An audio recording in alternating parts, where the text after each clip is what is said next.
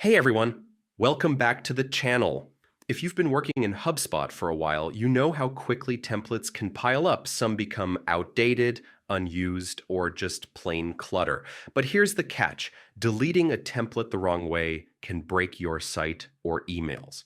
In this video, I'll show you exactly how to safely delete templates in Hubspot without messing up your live pages or emails. So stick with me till the end for a clean, hassle-free process.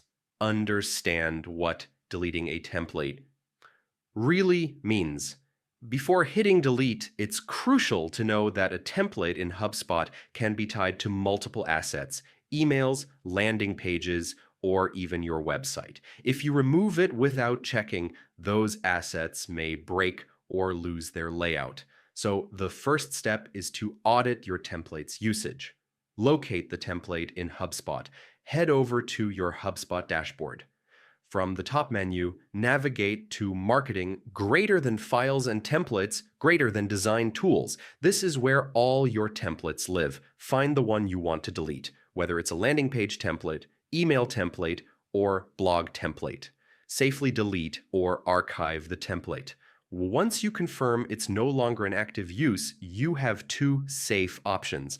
Archive it first. If you're unsure, this removes it from active selection without permanent deletion. Or click Delete, then confirm. HubSpot will give you a warning if it's still tied to any assets. Only proceed if you're confident. Test your site after deletion. Finally, once deleted, refresh your key landing pages, emails, or blog posts to ensure everything is displaying correctly. If something breaks, you can always restore from your archived version or a backup. And that's it. You've just cleaned up your HubSpot templates the smart way without risking your site. Keeping your design tools organized not only speeds up your workflow, but also prevents future errors.